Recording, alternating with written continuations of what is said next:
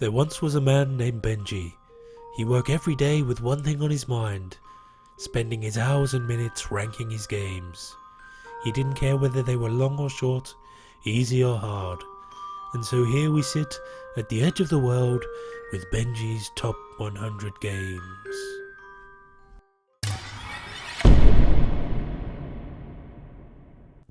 BARENPARK.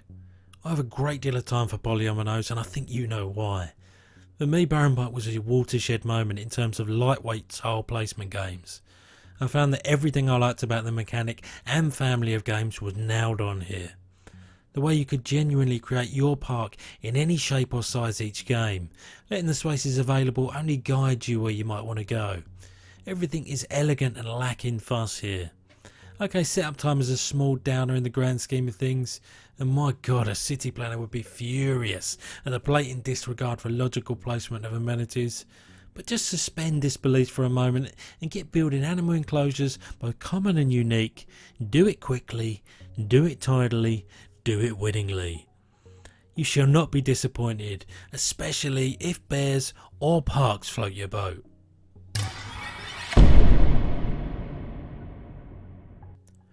GANZ Clever. 2 non-English titled games in a row.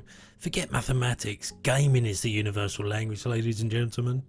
Furthermore, roll and rights are like the mechanic reborn.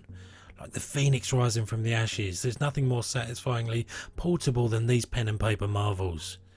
Dramatic intro aside, that's pretty clever as it's translated, dares you to be just that. One little clever clog.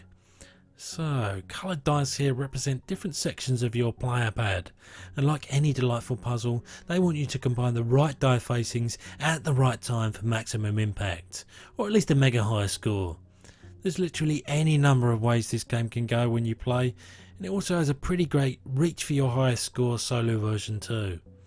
If I want to think a little bit more while I'm rolling and writing, then I ain't looking anywhere else at the moment.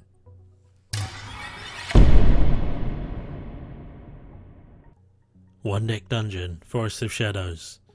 2D dungeon crawlers, my absolute bread and butter on the binary side of things back in my formative youth.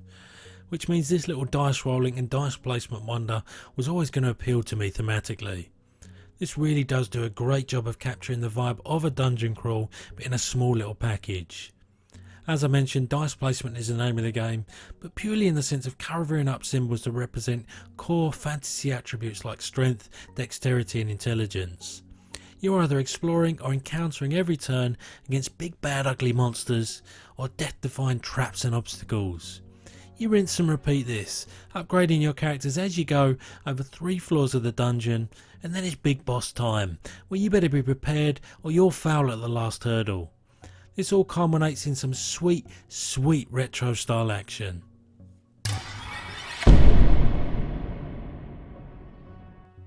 Mansions of Madness 2nd edition.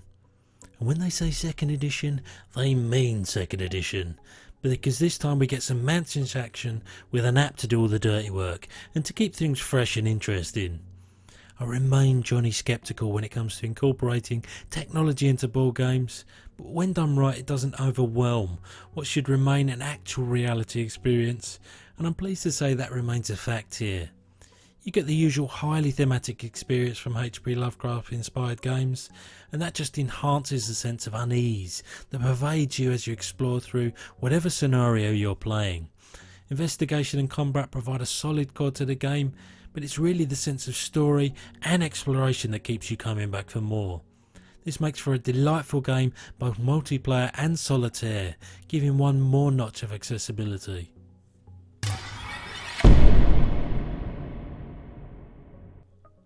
Codex, Card Time Strategy. It's rare that a 1v1 card game comes along and brings something new to the table that surprises me, but we receive a check in that box and then some with Codex. It basically does what it says on the tin, mixing card play with real-time strategy elements, specifically base building, and you know what, it does it gloriously. Each minion you play has its own stats, but then depending on where you place it in your base it will give it a certain role that enhances it in different ways. You then need to find the right blend between upgrading your base, giving you access to more powerful fortifications, and getting some ball control in order to target your opponent's health and their base. I don't see any card game replacing this in my collection anytime soon. So despite its seemingly scarce print run, I'm so glad I got me some Codex action.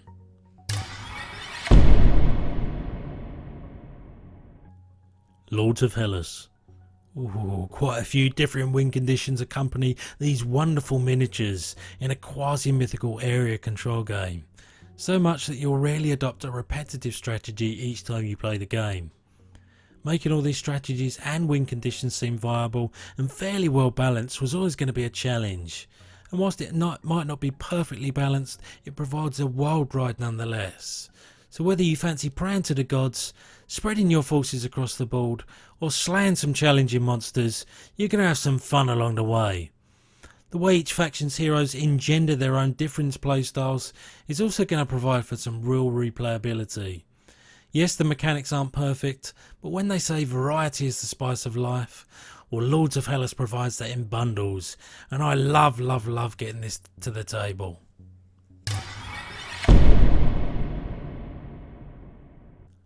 Warhammer 40k Conquest. Okay, there's more than one living card game on my list, shoot me. But I by and large love these card games that FFG create. This is now a discontinued game since Fantasy Flight and Games Workshop ended their relationship by text. Which means it's also a complete game over in my collection, and boy do I like playing with the pre-constructed decks I have for each faction. It's in many ways an area control game, where you're fighting for control over each of the planets in play in order to gain supremacy. Each planet you'll be getting resources or cards from if you have the most influence, but you'll ultimately capture the planet and get one step closer to victory through means of combat. And the you go, I go combat turns work really well here.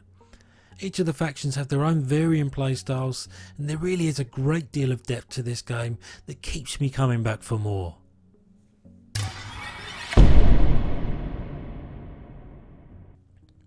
Lords of Waterdeep.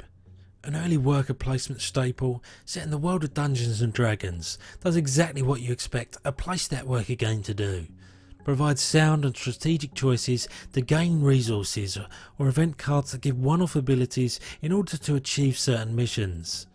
Like most worker placement games, it's first come first served, so if you want a certain thing to happen, you better get there first.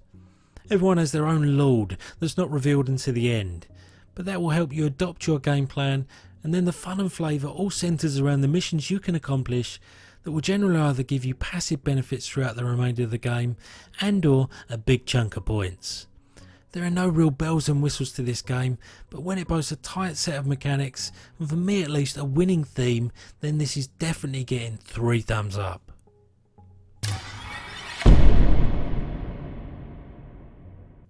Marvel Legendary, a deck building game. One of, but not the first deck builder I ever played, paired with an IP I have a great deal of fondness for.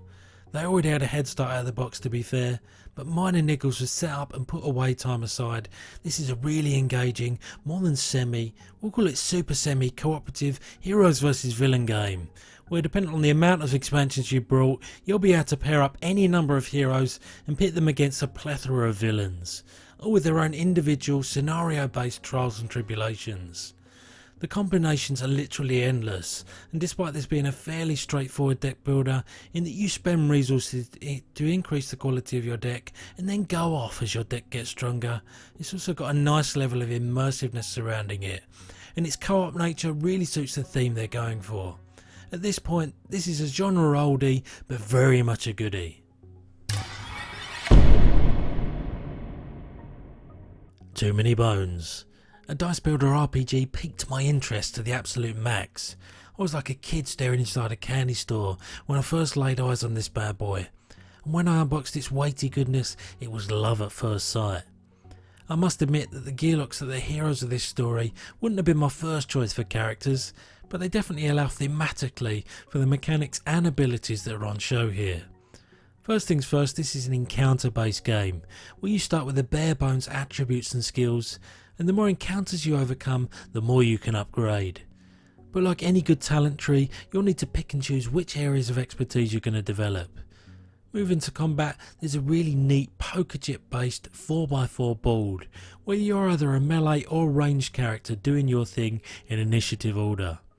The combat feels just right, and you'll have to make efficient use of all of your skills to overcome what's in front of you. A game that comfortably exceeded my very high expectations. I do hope you've enjoyed my choices so far. Stay tuned for the next 10 games on my list. This video has ended.